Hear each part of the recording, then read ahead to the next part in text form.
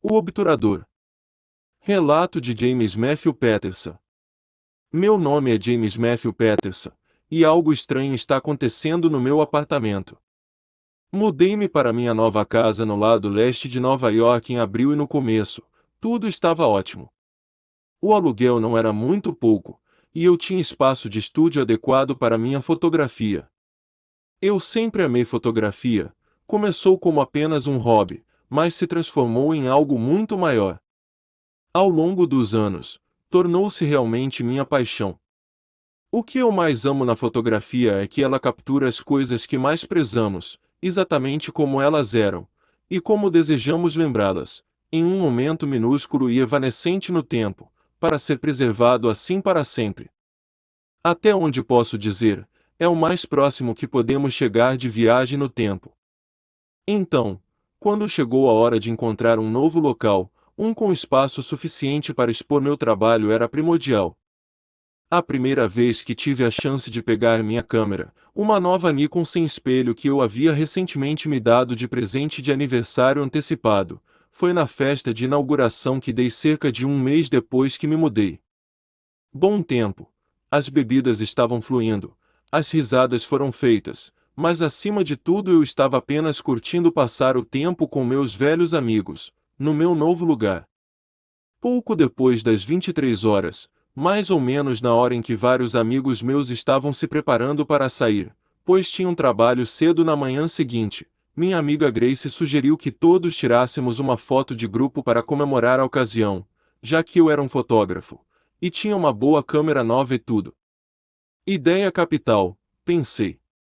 Com isso, fui para o meu quarto, peguei minha câmera e tripé, voltei para a cozinha, coloquei a câmera no tripé, ajustei o cronômetro e fiz meu caminho para o quadro.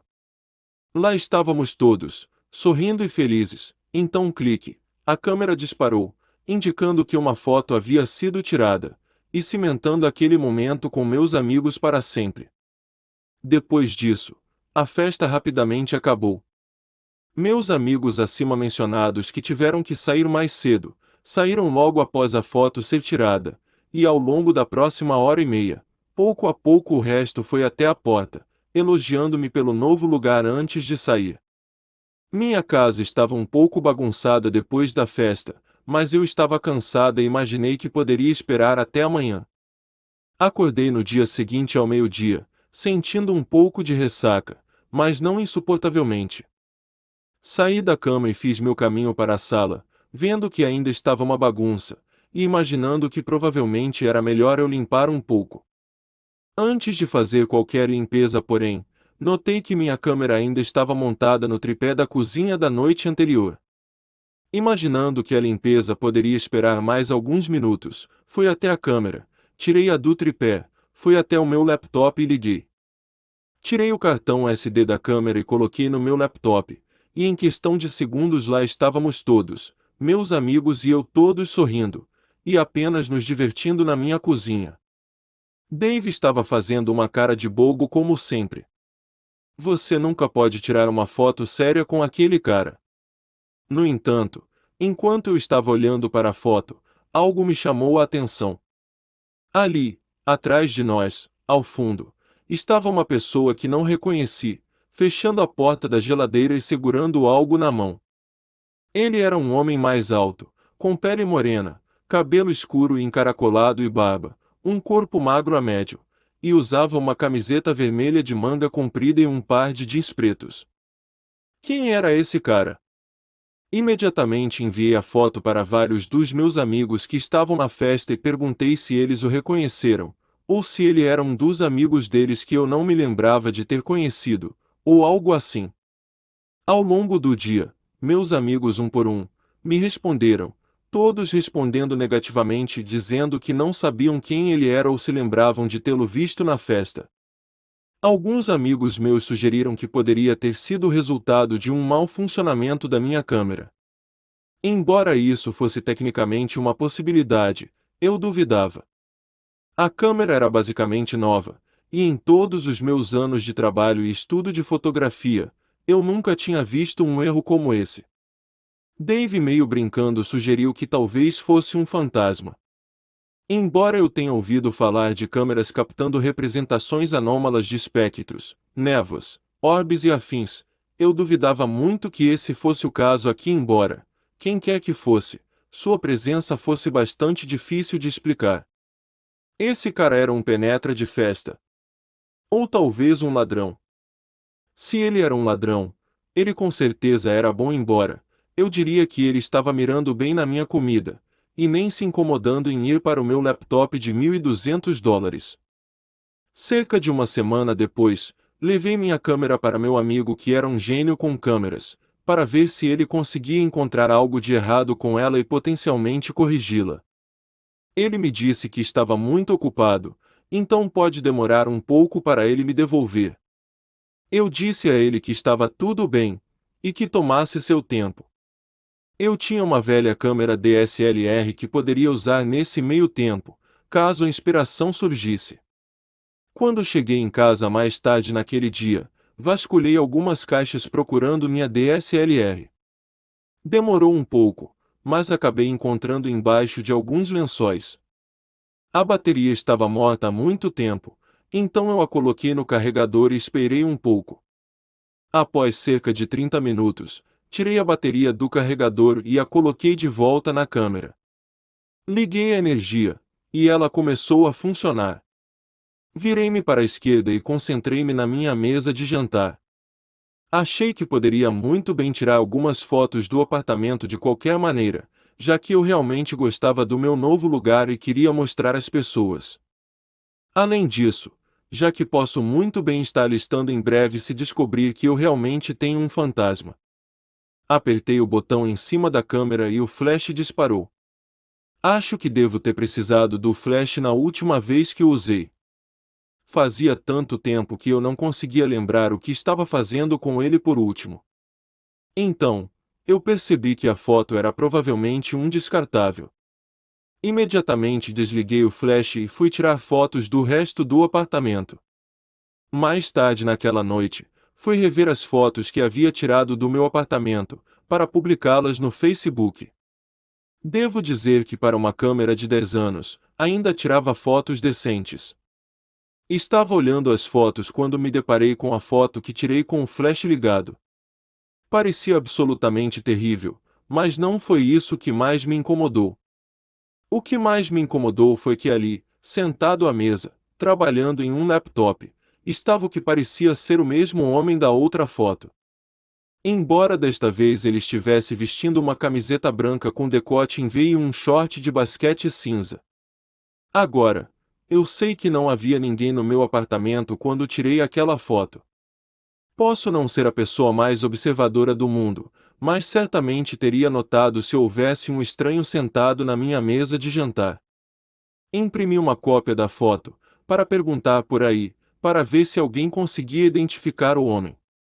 Fui para o apartamento ao lado do meu e bati na porta.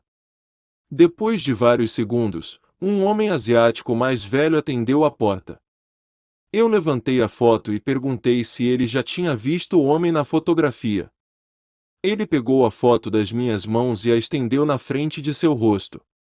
Com um olhar visivelmente confuso no rosto, ele deu uma olhada na foto, antes de balançar a cabeça e devolver a foto para mim.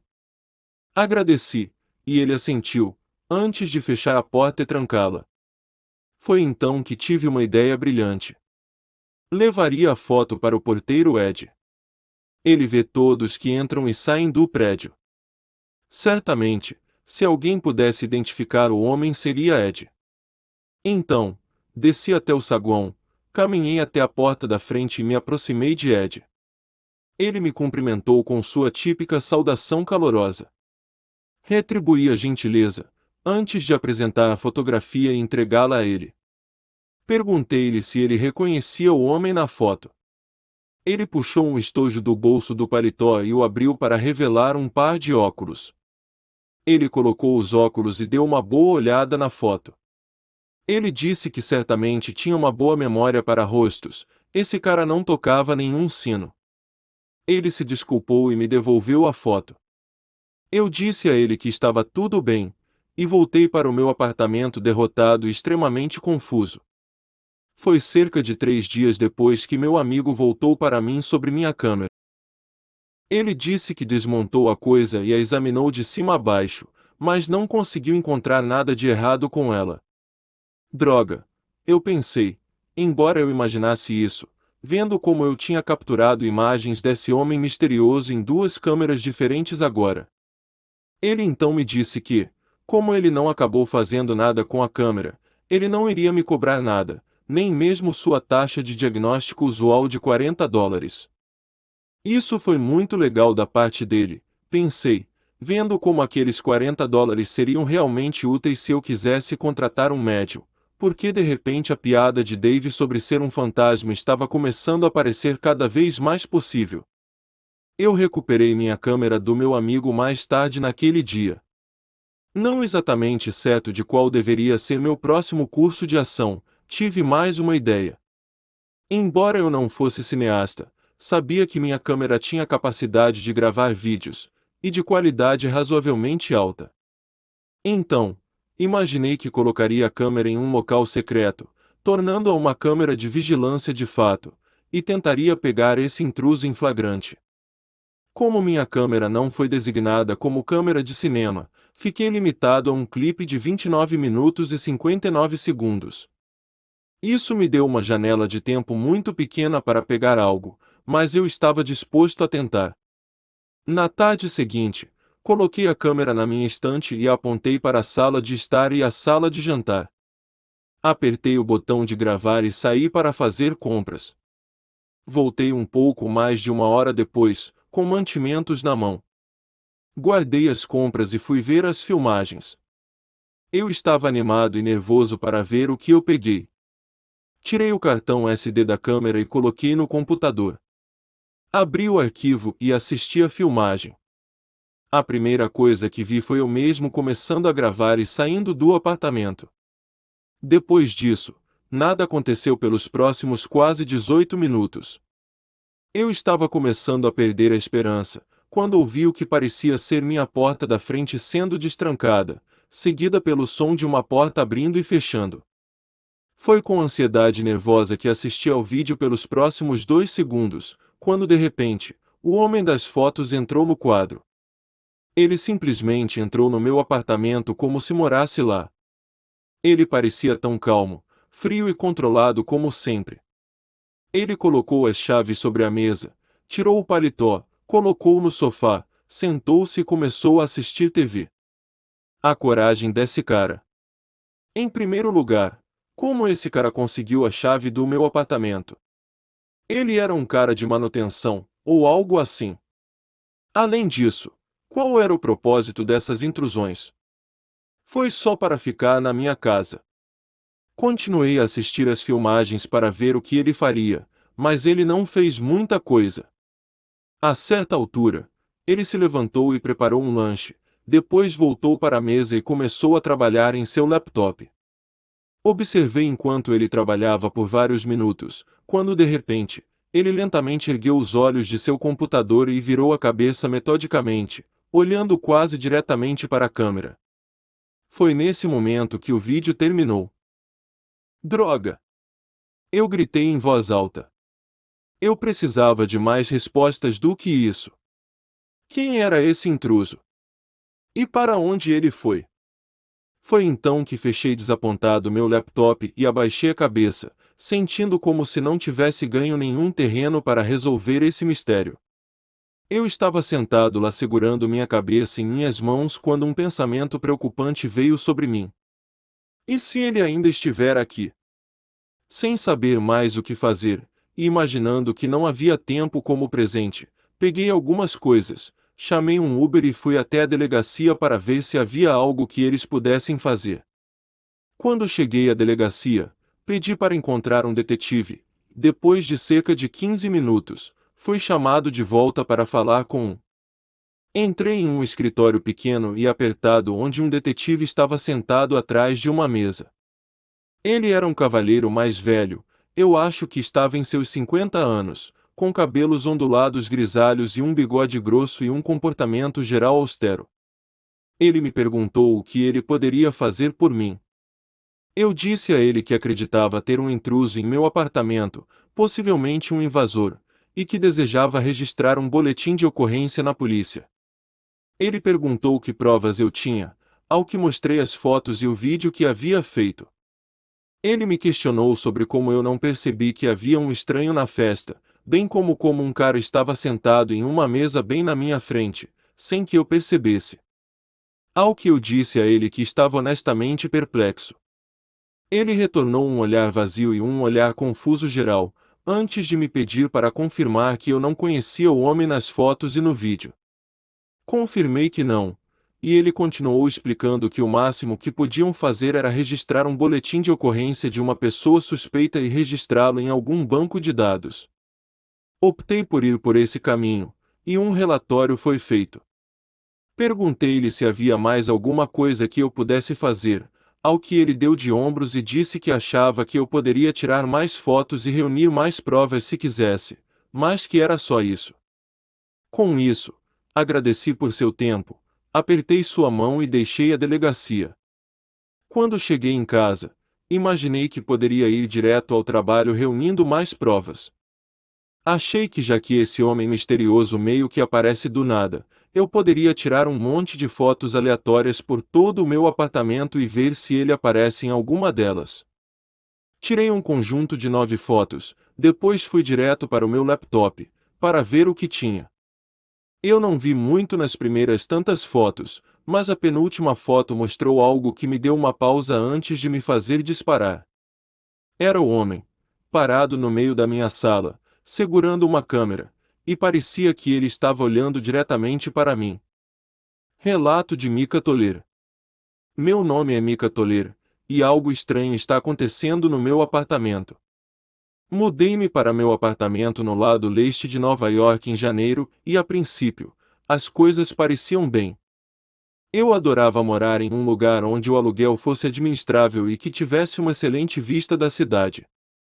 Acima de tudo, eu realmente gostava de viver sozinho. Nada e ninguém para me incomodar, para que eu pudesse me concentrar no meu trabalho. Tudo estava bem até uma noite de maio. Certa noite, eu estava acordado até tarde desenhando um logotipo para uma nova empresa que havia me contratado para isso. Eu estava quase pronto para dormir, mas percebi que um lanche tarde da noite estava em ordem. Desliguei meu computador e fui para a cozinha. Cheguei à cozinha, abri a geladeira, fucei um pouco, antes de tomar um copo de iogurte. Peguei o iogurte e fui fechar a porta, quando ao fazer isso, ouvi um clique à minha direita. Olhei, mas não consegui identificar o que havia feito o barulho. Embora o barulho fosse um pouco confuso, percebi que não valia a pena ficar muito preocupado. Então eu apenas comi meu iogurte e fui para a cama. Foi cerca de uma semana depois que a segunda ocorrência estranha ocorreu. Eu estava sentado à mesa da minha sala de jantar, novamente trabalhando em alguns projetos de design gráfico, quando do nada um flash de luz veio da sala. Isso me pegou de surpresa, e eu não tinha ideia do que fazer com isso. Não muito tempo depois, enquanto eu estava sentado em um estado de confusão, ouvi aquele som de clique familiar que eu tinha ouvido uma semana antes. Desta vez não foi isolado apenas para minha cozinha. Desta vez parecia que estava vindo de todos os cômodos do meu apartamento. Agora, eu não sou um grande crente no paranormal, mas eu estava começando a considerar consultar um médium, porque eu estava começando a suspeitar que poderia haver um fantasma, ou algo assim no meu apartamento. Os próximos dias se passaram sem que nada muito estranho acontecesse. No entanto, no quarto dia após o incidente com o grande flash de luz, lembro-me de ter a sensação distinta de estar sendo observado. Não por muito tempo, nem nada, mas eu definitivamente senti uma presença, como se alguém, ou algo estivesse observando cada movimento meu. Tornou-se aparente quando me sentei no sofá para assistir TV, depois de chegar em casa da academia. Parecia que o que estava me observando mantinha os olhos em mim do sofá até a cozinha, onde preparei alguns queijos e biscoitos, e até a mesa, onde voltei a trabalhar em meus projetos de trabalho. Depois de alguns minutos de trabalho, Não sei o que me impeliu a fazer isso, mas virei minha cabeça lentamente para o outro lado do meu apartamento. Não tenho certeza do que eu esperava ver lá, mas não vi nada. Meu apartamento estava vazio. Depois disso, a sensação de estar sendo observado diminuiu. Sem saber mais o que fazer, saí do meu apartamento, chamei um táxi e atravessei a cidade para ver meu amigo que era um investigador paranormal. Achei que não faria mal ver se havia alguma coisa que ela pudesse fazer. Cheguei ao prédio dela, onde ela me chamou pela campainha, e subi até o 10º andar. Ela me cumprimentou calorosamente e me perguntou o que foi que me trouxe em tão pouco tempo. Eu apresentei com todos os acontecimentos recentes no meu apartamento e disse a ela que temia que pudesse ter um fantasma, ou um poltergeist, ou algo dessa natureza. Ela achou que os sons aleatórios de cliques e flashes de luz eram bastante estranhos, e admitiu que nunca havia lidado com nada assim antes.